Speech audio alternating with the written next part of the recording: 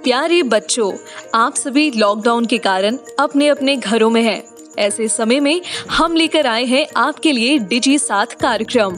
इसके माध्यम से आप प्रत्येक दिन सोमवार से शुक्रवार तक पूर्वाह्न 10 से 12 तथा अपराह्न 1 से 2 बजे तक अपने अपने कक्षाओं के अनुरूप कार्यक्रम देख सकेंगे। स्कूली शिक्षा एवं साक्षरता विभाग, झारखंड।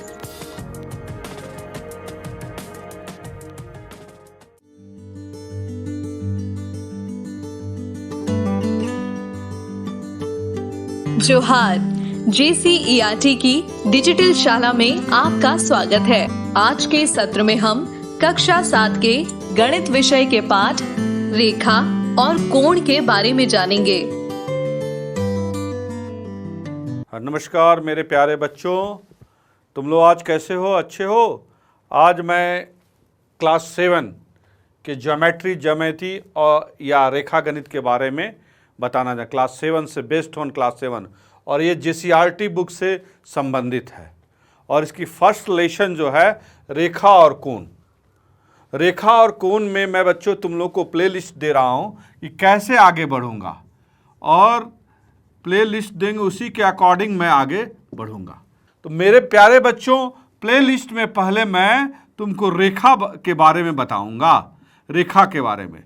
उसके बाद रेखा के पूर्व बिंदु के बारे में जानना हो तो बिंदु के बारे में बताएंगे, और दूसरा कोण के बारे में बताएंगे, और तीसरा कोणों के युग्म के बारे में बताएंगे, और हमारा लास्ट चौथा रहेगा कि दो समानांतर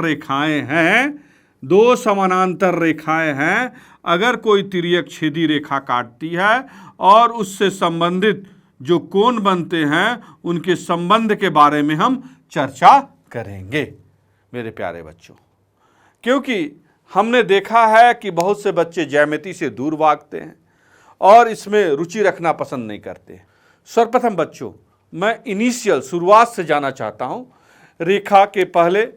रेखा के प्रकार को मैं बता देता हूं। रेखा के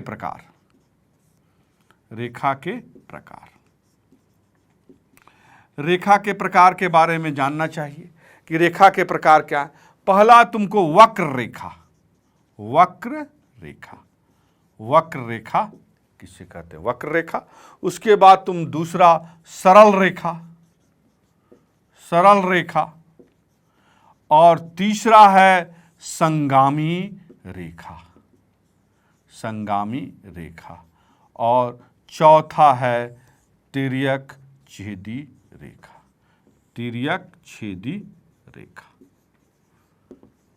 ये मूलतः 4 प्रकार के रेखा तुम्हारे इस लेसन में तुम्हें यूज करने आएंगे, तिर्यक छेदी रेखा। और एक 5वां है जो अंततः कंक्लूडिंग होगा, समांतर रेखाएं से संबंधित रहेगा 5वां। तो ये 5 रेखा के प्रकार हैं। और इसी प्रकार के रेखा को समझाने के, जैसे वक्र रेखा नोटेशन होता है, जैसे वक्र रेखा ऐसे। सरल रेखा हम जानते जो सीधा सपाट हो, सीधा हम ऐसे करके सीधा इसको। संगामी रेखा के बारे में जानना है, जिसको अंग्रेजी में कॉन्कुरेंट रेखा कहते हैं। कॉन्कुरेंट अंग्रेजी के भी माध्यम से जानना चाहिए कि बच्चों आगे कक्षाओं में तुम अगर विज्ञान लोगे तो इसको जानना अति आवश्यक है। जैसे सरल रेखा तो स्ट्रेट लाइन कहते हैं, स्ट्रेट लाइन। और वक्र रेखा तो कर्व लाइन कहते हैं, कर्व लाइन। संगामी रेखा तो कॉन्कुरेंट लाइन।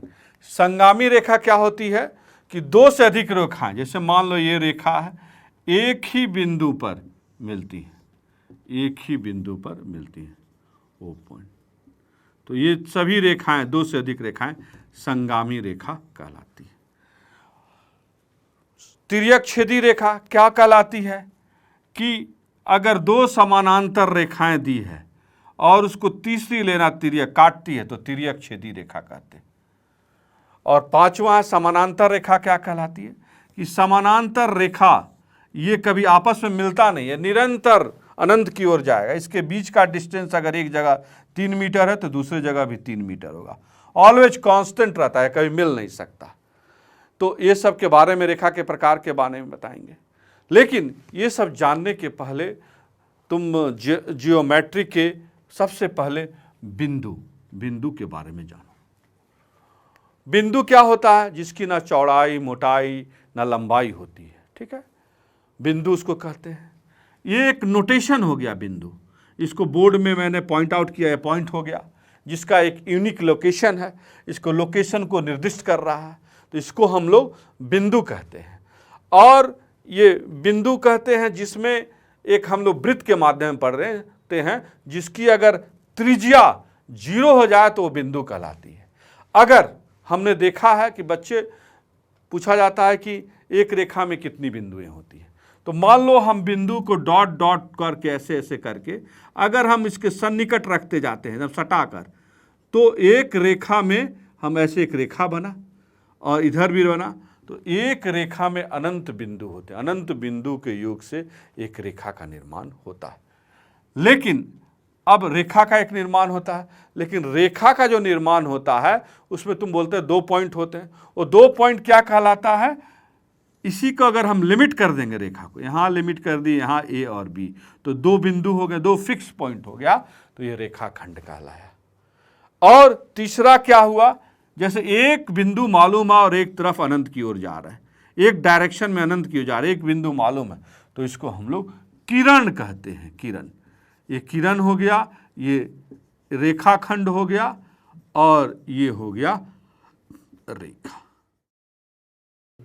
बच्चे, बिंदु, तुमको बिंदु के परिभाषा के बारे में मालूम चला कि इसकी ना लंबाई, चौड़ाई, ना मोटाई होती है, और किसी वृत्त की त्रिज्या 0 हो जाए तो उसे बिंदु कहते हैं। अब बिंदु 3 प्रकार के होते हैं। पहला संरेख, संरेख बिंदु, जिसको अंग्रेजी में कोलिनियर पॉइंट कहते हैं, ठीक है। दूसरा हुआ असंरेख। असंरेख, कुछ अंग्रेजी के भी वर्ड्स को जानना चाहिए प्यारे बच्चों, जिससे आगे की कक्षाओं में तुम्हें अगर विज्ञान लोगे तो दिक्कत नहीं। Collinear point. असंरेख हुआ non collinear point, non collinear point, इसके स्पेलिंग को भी याद कर लेंगे, नॉन कॉलिनियर पॉइंट। और तीसरा हुआ प्रतिच्छेद बिंदु, प्रतिच्छेद बिंदु, प्रतिच्छेद बिंदु, point of intersection, point of intersection, point of intersection. तो 3 प्रकार के बिंदु हुए, संरेख, असंरेख, प्रतिच्छेद बिंदु। संरेख को अंग्रेजी में कॉलिनियर पॉइंट कहते हैं, और असंरेख को नॉन कॉलिनियर पॉइंट कहते हैं, और प्रतिच्छेद बिंदु को पॉइंट ऑफ इंटरसेक्शन कहते हैं। पहले बार संरेख, अगर कोई बिंदु एक ही लाइन पे हो, जैसे एक ही लाइन पे हो, तो ये संरेख, कॉलिनियर संरेख बिंदु कहलाती है। एक ही लाइन पे हो, पहला एक ही लाइन पे हो, संरेख या कॉलिनियर पॉइंट कहलाता। लेकिन दूसरा है, अगर कोई बिंदु एक ही लाइन पे ना होकर भिन्न भिन्न जगह हो, जैसे 1 2 3, अगर हम इसको डॉट डॉट को मिलाते हैं ऐसे डॉट में, एक ट्रायंगल मतलब त्रिभुज का निर्माण होता है।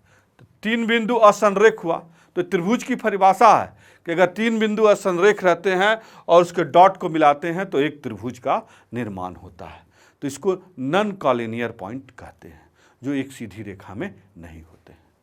उसी प्रकार 2 से अधिक रेखाएं जब आपस में मिलती हैं, जैसे मान लीजिए 2 से अधिक रेखा, ये पॉइंट ऑफ इंटरसेक्शन हुआ, जैसे ऐसे मिला, ऐसे मिला, ऐसे मिला, तो ये ओ प्रतिच्छेद बिंदु, ये भी ओ हुआ, ये ओ क्या कहलाया? प्रतिच्छेद बिंदु, पॉइंट ऑफ इंटरसेक्शन कहलाया। तो बिंदु बच्चों 3 प्रकार के होते हैं, संरेख, असंरेख और प्रतिच्छेद बिंदु। मैंने लिखा कॉलिनियर पॉइंट, असंरेख non collinear point, point of intersection.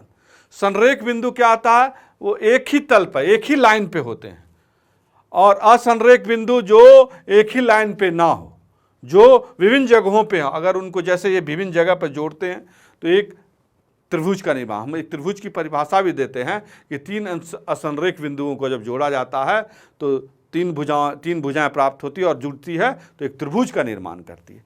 प्रतिच्छेद बिंदु 2 से अधिक भुजाएं जब आपस में कटती है तो एक पॉइंट ऑफ इंटरसेक्शन होता है, जिसको हम प्रतिच्छेद बिंदु कहते हैं। मेरे प्यारे बच्चों, तुम लोगों ने देखा ही था कि जब 2 से अधिक रेखाएं, जैसे 2 से अधिक रेखाएं एक ही बिंदु पर मिलती हैं, थोड़ा सा एक ही बिंदु पर 2 से अधिक रेखाएं एक ही बिंदु पर मिलती हैं, तो ये ओ प्रतिच्छेद बिंदु। लेकिन ये रेखाएं, जो रेखाएं एक ही बिंदु पर मिलती हैं, तो ये रेखाएं संगामी रेखा कहलाती हैं, संगामी रेखाएं कहलाती हैं, क्योंकि एक ही बिंदु पर मिल रहे हैं, जिसे अंग्रेजी में कॉन्करेंट लाइन कहते हैं, कॉन्करेंट लाइन कहते हैं संगामी रेखा। क्योंकि अभी हमने बताया कि प्रतिच्छेद बिंदु ओ है, लेकिन अगर एक ही ओ बिंदु से विभिन्न रेखाएं, 2 से अधिक भुजाएं अगर रेखाएं क्रॉस करे या गुजरे तो वो संगामी रेखा या कॉन्करेंट लाइन कहलाती हैं। अब बच्चों, आगे हम तुम्हें कोण के बारे में बताना चाहते हैं, कोण, क्योंकि अगर हम पढ़ाएंगे तो इसमें कोण के बारे में जानना अति आवश्यक है। अब देखा जाता है कि 2 लाइन अगर एक बिंदु पर मिलती हैं, जैसे मान ले ऐसे करके ऐसे मिली, तो इसके बीच एक कोण बनता है, जिसे थीटा या रेडियन के रूप में मानते हैं, जिसे डिग्री या रेडियन के रूप में मानते हैं, उसको मापते हैं, जो कहलाता है कोण। ठीक है, लेकिन कोण के प्रकार होते हैं, क्योंकि अगर मान लीजिए अगर कोई रेखा है, अगर इसी पे अगर दोबारा ओवरलैप कर जाए तो यहाँ पर कोण नहीं बनेगा, 0 डिग्री का बनेगा। लेकिन इसके बीच में एक डिस्टेंस होना चाहिए, या थोड़ा सा भी डिस्टेंस होना चाहिए, तभी वो कोण का निर्माण करता है, फिक्स पॉइंट है या कोण का निर्माण। अब कोण के प्रकार को समझने के लिए, अब मान लीजिए पहला कोण हम बोलते हैं समकोण है, समकोण। ठीक है, तो समकोण का मतलब अंग्रेजी में इसको राइट एंगल कहेंगे, right angle, right angle, right angle इसको कहेंगे। जैसे एक सीधी लाइन पड़ी है और ऊपर से खड़ी है, तो ये कहलाएगा, जो कोण बनेगा वो 90 डिग्री का बनेगा, तो 90 डिग्री मतलब समकोण कहलाता है। ठीक है, उसके बाद हम दूसरा कोण जानेंगे, न्यून कोण, न्यून कोण। ठीक है, हमने देखा कि समकोण 90 डिग्री के बराबर होता है, लेकिन अगर 90 से छोटा हो और 0 डिग्री से अधिक हो तो वो कहलाएगा न्यून कोण। जैसे 0 डिग्री से बड़ा होता है न्यून कोण और 90 डिग्री से छोटा होता है। ठीक है, तो इसमें क्या हुआ, समकोण राइट एंगल न्यून कोण क्या हुआ, 0 डिग्री से 1 हो, 2 हो, 3 हो, 4 हो, 5 हो, 10 हो, 15 हो, 20 हो, और लेकिन 90 डिग्री से कम हो, उसको हम न्यून कोण कहते हैं। ठीक है, तीसरा हम बताने जा रहे हैं न्यून कोण के बाद अधिक कोण। तीसरा नंबर है अधिक कोण। मेरे प्यारे बच्चों, अधिक कोण, जैसा नाम अधिक कोण। हाँ, अब तो अधिक कोण, लेकिन अंग्रेजी भी जैसे समकोण राइट एंगल कहें तो इसको हम लोग एक्यूट, एक्यूट मतलब एक्यूट एंगल अंग्रेजी में कहते हैं, एक्यूट एंगल। ठीक है, अधिक कोण को भी अंग्रेजी में जान लें बेटे, ऑब्ट्यूज एंगल, ऑब्ट्यूज एंगल कहते हैं, ऑब्ट्यूज एंगल। इसका क्या फिगर होता है, फिगर से समझेंगे। जैसे अब इसमें क्या होगा, ये थोड़ा 90 से ये बड़ा हो जाएगा। ठीक है, ये 90 से बड़ा हो जाएगा, ये 90 से थीटा, अधिक कोण। तो इसमें क्या होता है, अधिक कोण क्या होता है, 90 डिग्री से बड़ा हुआ, अधिक कोण 90 डिग्री से बड़ा हुआ और 180 डिग्री से कम होता है।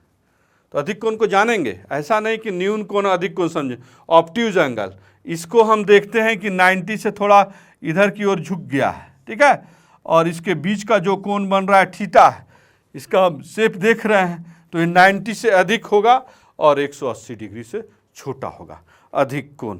ठीक है, अब आ जाइए मेरे प्यारे बच्चों सरल या ऋजु कोण। चौथा नंबर पे आ जाते हैं सरल या ऋजु कोण। हिंदी के कठिन शब्द हैं सरल या ऋजु कोण, लेकिन जानना चाहिए, आपको पूछा जा सकता है कि ऋजु कोण कितना डिग्री का होता है। अंग्रेजी में स्ट्रेट एंगल कहेंगे, स्ट्रेट एंगल, अंग्रेजी में स्ट्रेट एंगल कहेंगे। ठीक है, तो स्ट्रेट एंगल क्या कहते हैं? जैसे एक यहाँ लंबी लाइन हुआ और यहाँ 180 डिग्री का कोण बनता है स्ट्रेट लाइन में। देखिए सीधी रेखा में स्ट्रेट लाइन, सरल मतलब स्ट्रेट लाइन, उसको हिंदी में ऋजु कोण कहते हैं, अंग्रेजी में स्ट्रेट एंगल कहते हैं। तो स्ट्रेट एंगल सरल ऋजु कोण 180 डिग्री का होता है जो सीधी रेखा में होता है। बच्चों अब आते हैं, अब 5वें नंबर कोण के बारे में जानेंगे। पहला हम बृहत कोण। ठीक है, 5वां नंबर का कोण बृहत कोण। जैसे अभी इसके पहले हमने सरल या ऋजु कोण 180 डिग्री था, ठीक है, एक सीधी रेखा, लेकिन इसको हम लोग अंग्रेजी में रिफ्लेक्स एंगल भी कहते हैं। ठीक है, रिफ्लेक्स एंगल। प्यारे बच्चों समझ में आया? अब क्या करती है, ये नीचे की ओर डाइवर्ट हो जाए, 180 जो सीधी रेखा है, तो जो भी कोण बने 180 डिग्री से अधिक, यहाँ डाइवर्ट की, यहाँ बनी, ऐसे जो भी कोण नीचे जाते जाएगी। तो ये जो कोण जैसे यहाँ बना, फिर एक ऐसे बना, ये कोण मान लीजिए थीटा कहलाए, ये कोण बृहत कोण कहलाए। ठीक है, तो इसका डिफिनेशन है कि बृहत कोण 180 डिग्री से 181 हो सकता है, 182 मतलब 83 84। ठीक है, ये ग्रेटर देन बृहत कोण 180 से बड़ा होगा। ठीक है, लेकिन 360 डिग्री से छोटा होगा। 180 डिग्री से बड़ा होगा, 81 भी हो सकता है, 82, और 360 डिग्री से छोटा होगा। तो ये इसको हम लोग बृहत कोण कहते हैं। अब छठा नंबर है पूर्ण कोण, जिसको अंग्रेजी में कंप्लीट एंगल कहते हैं। पूर्ण कोण कंप्लीट एंगल, कंप्लीट एंगल। ठीक है, इसको बच्चों हम एक जैसे हम इधर दो क्रॉस लाइन लिए, एक लाइन लिए, एक दूसरे को काटा, इधर हम x ले लिए, इधर x डैश ले लिए, इधर y ले लिए, y डैश ले लिए। ठीक है, इधर x पॉजिटिव को शो किया, इधर नेगेटिव को शो किया, y पॉजिटिव को शो किया, इधर नेगेटिव। ठीक है, ऐसे कोण बन रहा है, मान लीजिए ऐसे जाके ऐसे, और एक पूर्ण, और वो एक पॉइंट है, और एक पूर्ण सर्कल या वृत्त बन जाता है। आप जानते हैं पूर्ण सर्कल या वृत्त बन जाता है, तो वृत्त का जो एक कंप्लीट एंगल वो कहलाता है 360 डिग्री। तो पूर्ण कोण कितना हुआ? 360 डिग्री के बराबर हुआ, जिसको हम लोग कंप्लीट एंगल भी कहते हैं। मेरे प्यारे बच्चों, जो मेरा प्लेलिस्ट था उसमें 3rd पॉइंट पे था कोणों के युग्म के प्रकार में समझाना। ठीक है, तो पहला कोण है शीर्षाभिमुख या सम्मुख कोण, जिसको अंग्रेजी में वर्टिकली अपोजिट एंगल्स कहते हैं। ठीक है, जैसे दो रेखा एक लाइन पे क्रॉस करती है, या एक प्रतिच्छेद बिंदु O है एक पॉइंट पे, और इसके सम्मुख दो कोण बनते हैं, इसको सम्मुख कोण या शीर्षाभिमुख कोण कहते हैं। जैसे 1 या 2 और 3 और 4, इस तरह शीर्षाभिमुख कोण कहलाए। ठीक है, उसी प्रकार पूरक कोण, जिसको अंग्रेजी में कम्प्लीमेंट्री एंगल कहते हैं, क्या होता है? दो कोणों का योग, मान ले कोण A और प्लस कोण B, ये दोनों कोणों का योग अगर 90 डिग्री होता है, इसको पूरक कोण या कम्प्लीमेंट्री एंगल्स कहते हैं। अगर एक कोण A 60 होगा तो स्वतः कोण B 30 डिग्री होगा। ठीक है, तो इसमें कोई, अगर एक पूछा जाए कि अगर एक कोण 70 डिग्री है तो दूसरा पूरक कोण क्या होगा, तो 20 डिग्री होगा। अगर एक कोण 40 डिग्री है, उसका दूसरा पूरक कोण क्या होगा, तो 50 डिग्री होगा। उसी प्रकार संपूरक कोण, इसमें क्या होता है, दो कोणों का योग 180 डिग्री के बराबर होता है। जैसे मान लीजिए ए 150 होगा तो दूसरा संपूरक कोण भी 30 डिग्री होगा।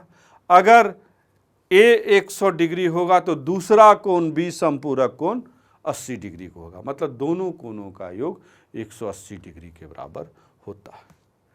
अब आ जाइए आसन एंगल या एडजेसेंट एंगल। इसमें क्या होता है, इसमें एक लाइन होता है और एक दूसरी लाइन और उसके बीच में एक उभयनिष्ठ भुजा होती है जो ओ बिंदु पे, एक पॉइंट ऑफ इंटरसेक्शन ओ बिंदु पर मिलती है। जैसे ओ ए उभयनिष्ठ भुजा है, ये ओ बी और सी, इसमें दो कोण बन है, कोण 1 और कोण 2। ठीक है, तो ये क्या हुआ, एक बिंदु पर मिल रहे हैं, एक उभयनिष्ठ भुजा है और इसके उभयनिष्ठ भुजा के बाईं और दाईं दो कोण बन रहे हैं, कोण 1 और 2। ये क्या कहलाए, आसन्न कोण कहलाए, जिसको अंग्रेजी में एडजेसेंट एंगल कहते हैं। और यही एडजेसेंट एंगल अगर आसन्न कोण, अगर एक उभयनिष्ठ भुजा, लेकिन उभयनिष्ठ भुजा को छोड़कर दो विपरीत दिशा में चल जाते हैं और यहाँ दो कोण बनता है, कोण 1 और 2, तो इन दोनों का सम 180 डिग्री के बराबर होता है, जिसे रैखीय युग्म कोण कहते हैं और अंग्रेजी में लीनियर पेयर एंगल्स कहते हैं। अब बच्चों तुमको, क्योंकि आगे की परीक्षाओं में अगर दो समानांतर रेखा कोई तिर्यक छेदी रेखा काटती है तो उसमें संगत कोण भी बनते हैं, तो संगत कोण के बारे में भी जान लेना है। मान दो समानांतर रेखा है, ठीक है, इसको काटी तो एक कोण ये बना, तो इसका संगतिया इस लाइन के ऊपर है तो इसका संगतिया 1 का 2, तो ये कहलाया संगत कोण। ठीक है, उसी प्रकार यहाँ हुआ 3 और इधर हुआ 4, ये भी कहलाया संगत कोण। मतलब एक लाइन के ऊपर तो इसका संगतिया विचार एक लाइन के, ये संगत कोण कहलाया। अब इसके अंदर एकांतर कोण, मान लीजिए दो लाइन है, कोई तिर्यक छेदा रेखा काट रही है, तो अंतः कोण, मान लीजिए ये और ये कोण एकांतर कोण, ये और ये कोण एकांतर, 1 2 और 3 और 4 एकांतर कोण हो गया। मतलब अंदर के, भुजा के अंदर का, जो लाइन के अंदर का कोण एकांतर कोण कहलाया। इसमें एकांतरे का मतलब हुआ कि एक लाइन का अंतर, मतलब एकांतर कोण, अंग्रेजी में अल्टरनेट एंगल्स कहते हैं। अब हम बाहरी कोण अंतः कोण के बारे में बच्चों जानेंगे। जैसे दो लाइन को एक तिर्यक छेदी रेखा काट रही, ये 1 2 3 4, ये बाहरी कोण हो गए, और 5 6 और 7 और 8। ठीक है, इसमें देखो बच्चों 1 और 2, ठीक है, 3 और 4, ये बाहरी कोण हो गए, और अंतः कोण हो गया 5 6 और 7 और 8। तो हम जान गए कि ये रेखा, दो रेखा के बीच का कोण अंतः कोण, और रेखा के ऊपर दो कोण और नीचे ये बाहरी कोण हो गए। अब ये बच्चों इसके बारे में जान लोगे तो अंतिम क्या कराएंगे, दो समांतर रेखाओं को अगर कई तिर्यक छेदी रेखा काटती है तो उसके कोणों के युग्म के संबंध के बारे में चर्चा करेंगे। इसको तुम नोट डाउन कर लो मेरे प्यारे बच्चों। अकॉर्डिंग पे लिस्ट, अब हम जो कक्षा 7 के बच्चे उसके अंतिम प्ले लिस्ट का था कि दो समानांतर रेखा को कोई तिर्यक छेदी रेखा काटती है तो कोणों का युग्म जो बनता है उसके संबंध के बारे में चर्चा करेंगे कि उसका रिलेशंस क्या है।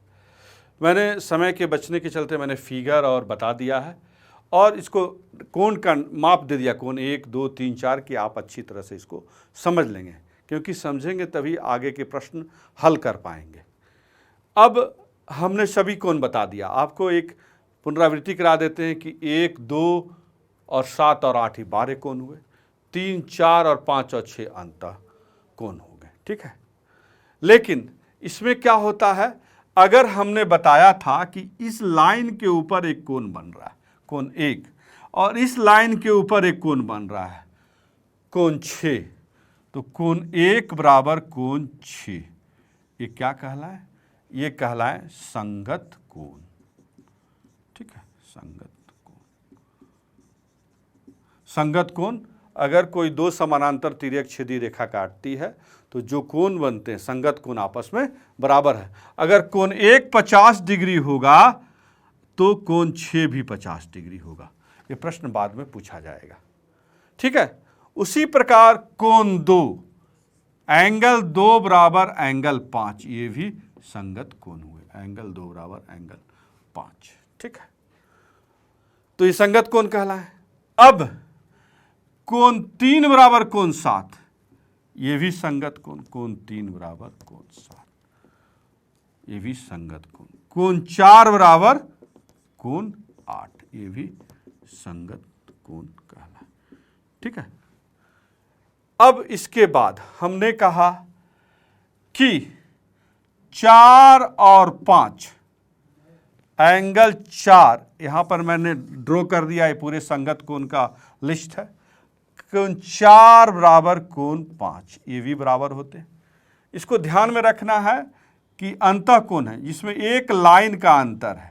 कोण 4 बराबर कोण 5, इसीलिए एकांतर कोण, इसको एकांतर कोण भी बराबर होते हैं। एकांतर कोण अंग्रेजी में अल्टरनेट एंगल, और संगत कोण को कॉरस्पॉन्डिंग एंगल्स कहते हैं। एकांतर कोण, कोण 4 बराबर कोण 5, कोण 3 बराबर कोण 6, कोण 3 बराबर कोण 6, तो ये क्या कहलाए? एकांतर कोण कहलाए। इसको भी हम लोग एकांतर कोण कहते हैं। अगर एकांतर कोण अगर 60 का कोण 4 बराबर 60 डिग्री दिया हुआ है तो कोण 5 भी 60 डिग्री होगा, ये माना गया है, ठीक है। इसी को हम लोग एकांतर कोण कहते हैं।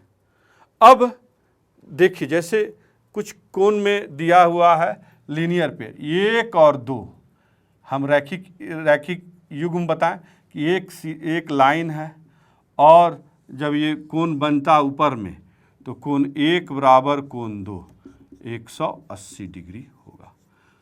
इसको रैखीय युग्म कोण कहते हैं। जैसे मान लीजिए अगर कोण 180 होगा तो मान लीजिए कोण अगर 180 डिग्री हुआ तो हम कोण 2 निकाल सकते हैं। तो कोण 2 बराबर 180 घटाओ 80 कर देंगे तो कोण 2 बराबर 100, तो दोनों का सम 180 डिग्री आएगा, ठीक है। तो इसी प्रकार हम 3 और 4 को भी जोड़ेंगे तो 180 डिग्री पूरा 360 हो जाएगा। उसी प्रकार 7 और 8, यहाँ भी 180 डिग्री का बनेगा, यहाँ भी 180 डिग्री का बनेगा। तो लीनियर पेयर का युग्म भी 180 डिग्री के इसके बारे में भी बताए थे। अब क्या होता है, जैसे एक ही ओर के अंतःकोण, ठीक है, 4 और 5, अंतःकोण क्या कहला? अंदर का कोण। एक ही ओर के अंतःकोणों का योग एंगल 4 प्लस एंगल 6, इसका 180 डिग्री होता है। एक ही तरफ के अंतःकोणों का योग 180 डिग्री होता है। जैसे कोण 3 प्लस कोण 5 हो जाएगा 180।